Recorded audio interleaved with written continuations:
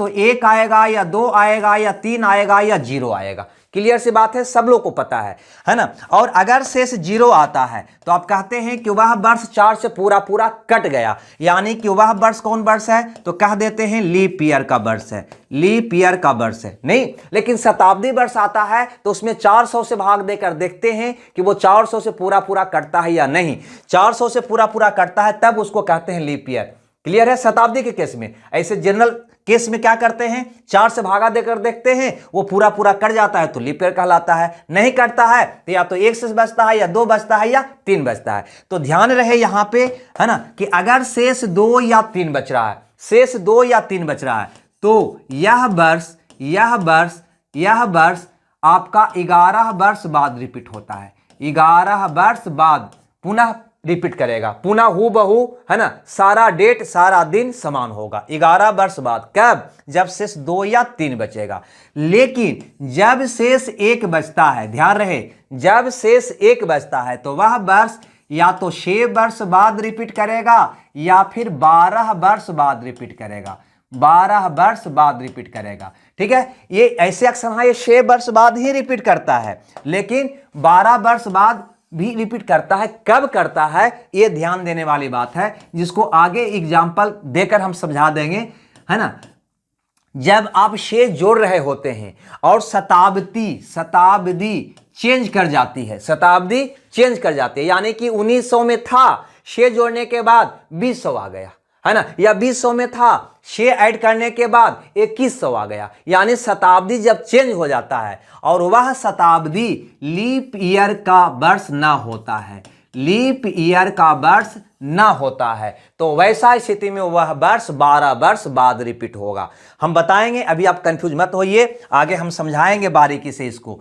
और जब 0 शेष आता है, यानी कि 4 से पूरा पूरा भाग लग जाता है, यानी लीप ईयर का जब वर्ष होता है, तो वह वर्ष या तो 28 वर्ष बाद रिपीट करेगा या फिर 40 वर्ष बाद रिपीट करेगा। 40 वर्ष बाद कब रिपीट करेगा, अक्सर हाँ वो 28 वर्ष ही बाद रिपीट करता है, लेकिन 40 वर्ष बाद कब रिपीट करेगा, जब आप 28 जोड़ते हैं और उसी प्रकार से शताब्दी चेंज कर जाता है ना। शताब्दी आपका क्या कर जाता है, चेंज कर जाता है, दूसरे शताब्दी में प्रवेश कर जाते हैं और वह शताब्दी लीप ईयर न रहता है, तो वैसा स्थिति में वह, है ना, शताब्दी जब चेंज कर जाता है और यह लीप ईयर ना रहता है, तब वह वर्ष 40 वर्ष बाद रिपीट होगा। अभी आपको ज्यादा दिमाग खराब नहीं करना है, बस सिंपल सा फंडा आपको याद रखना है कि कोई भी वर्ष में 4 से भाग देंगे तो अगर से 0 आता है तो वह 28 या 40 के बाद रिपीट करेगा, 2 या 3 आता है तो वह 11 वर्ष के बाद रिपीट करेगा,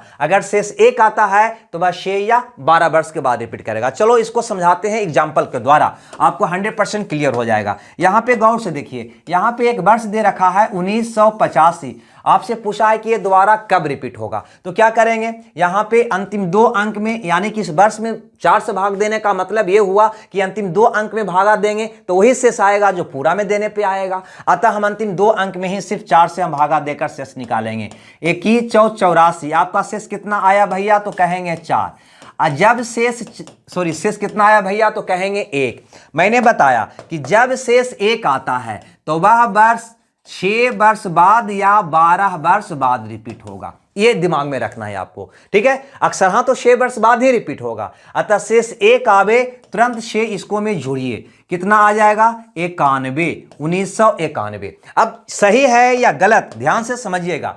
तो 1900 शताब्दी में आप थे और 1900 शताब्दी की बात हुई है, अतः ये बिल्कुल आपका सही होगा, 1991 में होगा। देखो अगला एग्जाम्पल से इस प्रश्न को हम क्लियर करने का प्रयास करते हैं।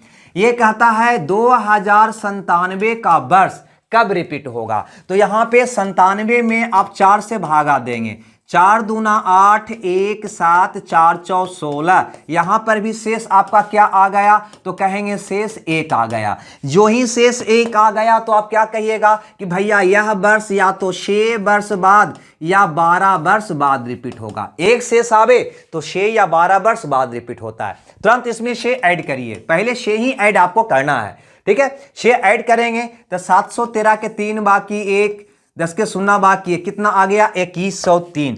गौर से यहां पर देखो, पहले आप था 2000 शताब्दी में, लेकिन अब आ गए 2100 शताब्दी में। पहले 2000 शताब्दी में थे, अब आ गए 2100 शताब्दी में। यानी यहां पे शताब्दी क्या हुआ, शताब्दी क्या हुआ, तो शताब्दी बदल गया। जो ही शताब्दी बदल जाए तो सतर्क हो जाना, इसको चेक कर लेना क्या ये शताब्दी वर्ष लीप ईयर है, यानी यह जो 2100 शताब्दी वर्ष में आपने प्रवेश किया, क्या यह लीप ईयर है, क्या यह लीप ईयर है? तो कहिएगा नहीं, लीप ईयर नहीं है, क्योंकि इसमें 400 से भाग नहीं लग रहा है।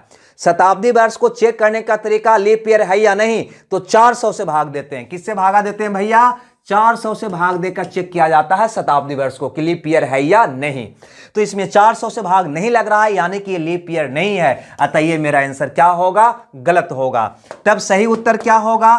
तो यहां पे आपका था कितना? 2097, यानी यह वर्ष 6 वर्ष बाद रिपीट नहीं होगा, 12 वर्ष बाद रिपीट होगा। 12 ऐड करके बता देना, है ना। 2109 में यह रिपीट होगा, यानी 2109, यानी बी ऑप्शन आपका सही होगा। पहला क्वेश्चन में भी एक शेष आया था, लेकिन यह 12 वर्ष नहीं 6 वर्ष बाद रिपीट हुआ। क्यों? क्योंकि वही शताब्दी में मैंने रहा। दूसरा क्वेश्चन में भी एक शेष आया, लेकिन 6 नहीं 12 वर्ष बाद रिपीट हुआ। क्यों? क्योंकि 6 जोड़ने के बाद शताब्दी चेंज कर गया, शताब्दी बदल गया, और वह शताब्दी आपका लीप ईयर नहीं था। इसलिए यह वर्ष जो है 12 वर्ष बाद रिपीट होगा। ये आपको ध्यान देना है। बढ़िए क्वेश्चन नंबर 3 की ओर। कहता है 1991 का कैलेंडर द्वारा कब प्रयोग होगा? 91 में आप 4 से भागा देंगे, 4 दूनी 8, 1 1, 4 दूनी 8, कितना शेष आया भैया? 3।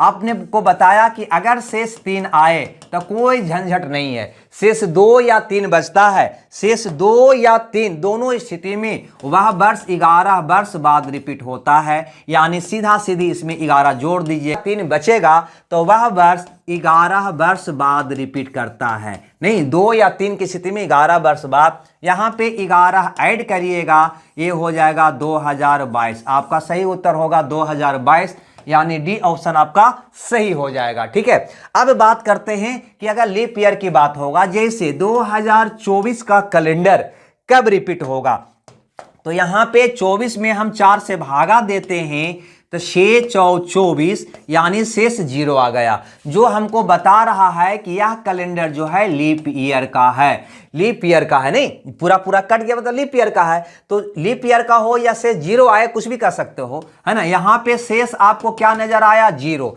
जो ही शेष 0 आए तो तुरंत दिमाग में आना चाहिए कि वह कैलेंडर 28 वर्ष बाद या 40 वर्ष बाद रिपीट होगा। ठीक है, 28 वर्ष बाद तो अक्सर रिपीट होगा, लेकिन कभी कभी 40 वर्ष बाद भी रिपीट होता है।